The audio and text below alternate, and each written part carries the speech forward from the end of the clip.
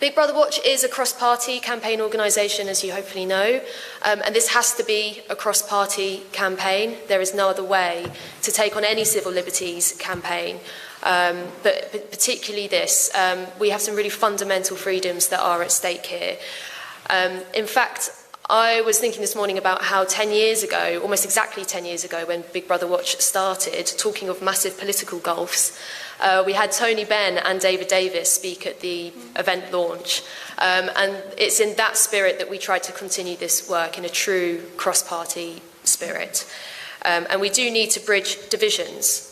And there are far too many divisions, I think, in politics at the moment in general, even within parties, even within civil liberties movements. We have to overcome those. And again, we have to overcome those on this issue, because governments of all colours will try to take our freedoms. And that's why we are a cross-party organisation doing this cross-party campaign.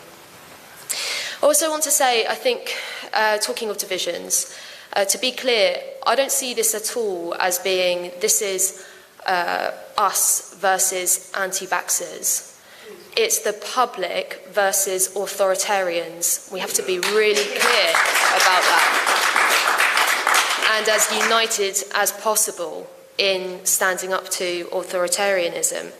And there is a lot of authoritarianism in this government, not just on this issue, on lots of different issues, and this is just the latest one.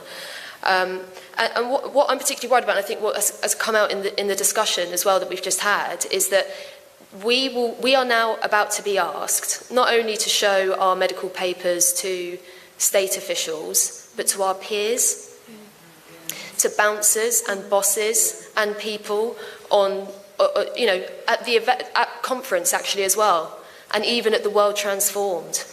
They are checking your medical records. If no one understands what a slippery slope this is, and I know that's a very overused metaphor in the world of civil liberties, but it really, really seriously is, because that is a recipe for division, discrimination, and I think actually the creation of a subclass. I know those are strong words, but that's very much how I feel. And a lot of people are starting to feel the brunt of that already. And I can tell you that because I can tell you the emails that we're getting in our inbox at the moment from people who are now not able to get jobs or losing their jobs, losing their livelihoods, because now it's fair game to demand people's medical records. And I thought it was really interesting to hear from the panel as well about the different reasons why some people are suspicious and given their experiences, understandably suspicious of health authorities, and in fact any authority. So if this isn't an issue for the left, I don't know what is.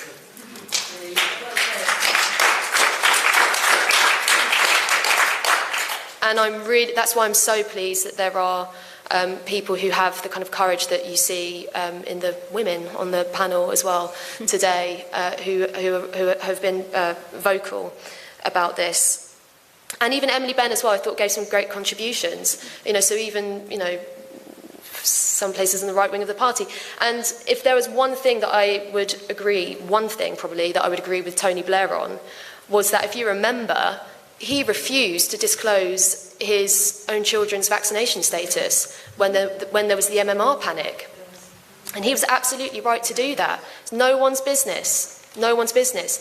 And if we can't build trust in medical interventions without personalising it in that way, and without opening up your own decisions to scrutiny and your own complex decisions, your own complex circumstances, then the argument's lost. You shouldn't have to do that. And I think that's probably the only thing that he did that I would agree with. As for Labour Party at the moment, I think everyone feels really lost. And Welsh Labour have let us down on this issue massively already, out of the blue, announcing that there will be COVID passes in Wales. No talk about a vote. You heard what Emily was saying about the absolute drastic loss of parliamentary oversight and democratic process in general.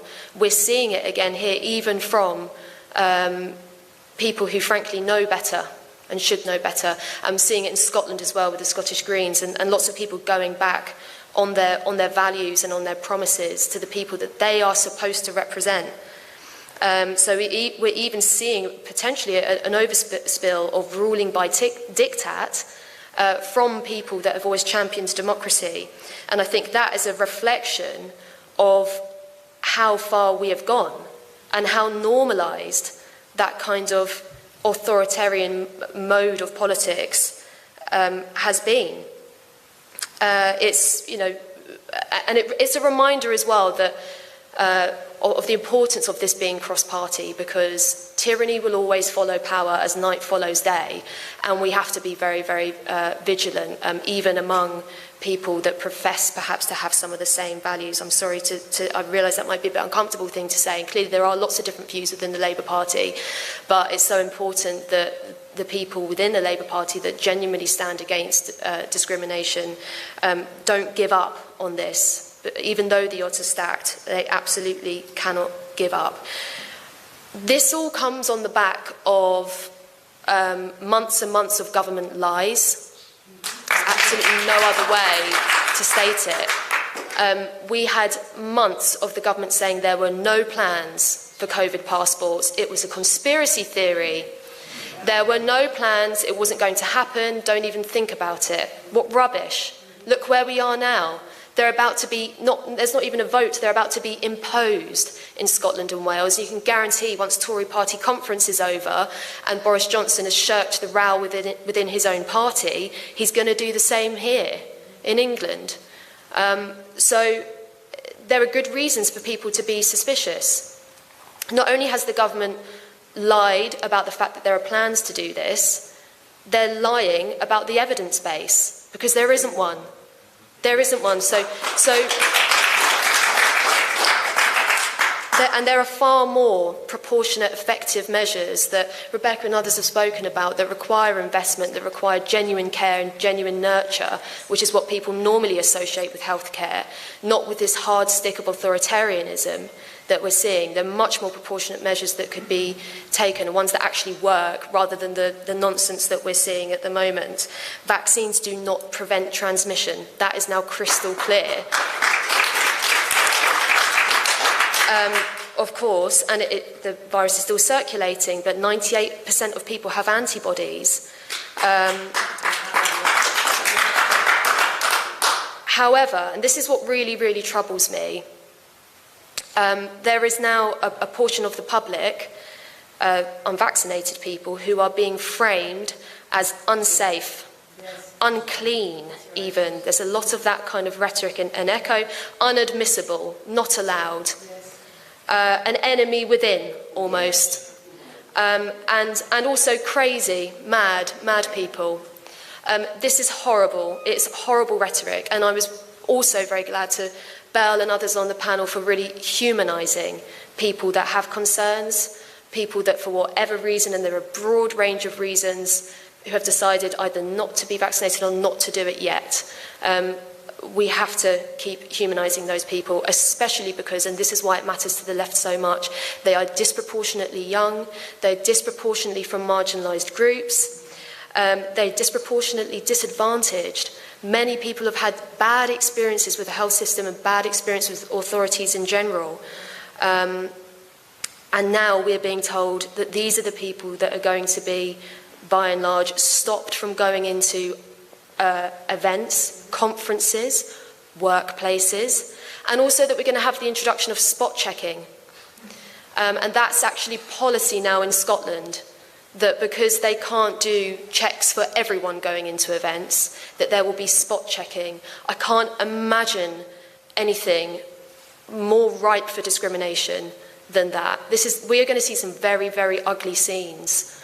No one can stand by. No one can stand by for this. So this policy is built on the back of lies and dishonesty to the public, which is hiding in plain view. Who can blame people for being suspicious of power on that basis? We are now 80 weeks since Flatten the Curve. And now unvaccinated workers are being fired, and we're walking into a show your papers society. Who can blame anyone for being suspicious? I certainly don't. And as Emily said as well on the panel earlier, we have to be sceptical of power. And with notable exceptions, basically the people on this panel and their friends, unfortunately I think that the moment that a lot of ground was lost was when the Coronavirus Act was nodded through Parliament. Absolutely.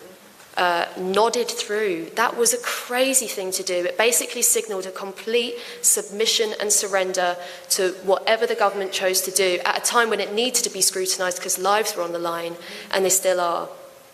So now we are seeing vaccine passports imposed in Scotland and Wales. Obviously at Big Brother Watch we are doing everything that we can, continuing to try to oppose these plans. We will look at legal challenges if we have to.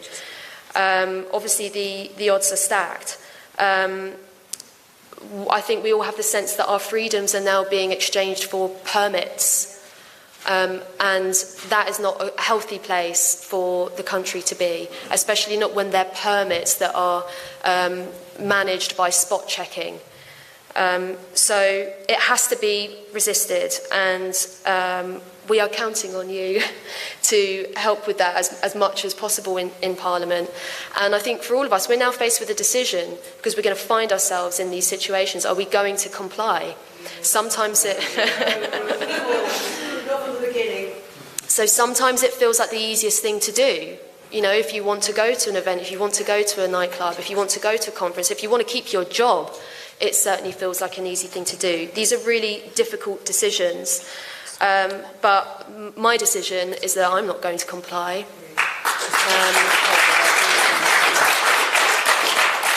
I can't in good conscience do that. I know I'm probably not the kind of profile of person that will be stopped and asked for my papers. I'm not going to see that happen to my neighbours. I'm not going to see that happen to my friends. I'm not going to see that happen to the country, frankly. And I think there are lots of people here as well who feel the same. So it's going to be a rocky few months ahead. You know, we've got everything from a battle in Parliament, maybe battles in the courts, and you know, I think ultimately it's going to come down to us as well. Are we going to allow this to happen? And I think the answer has to be no. So thank you so much for coming to this event. Thank you, Silkie. And thanks to the panellists as well.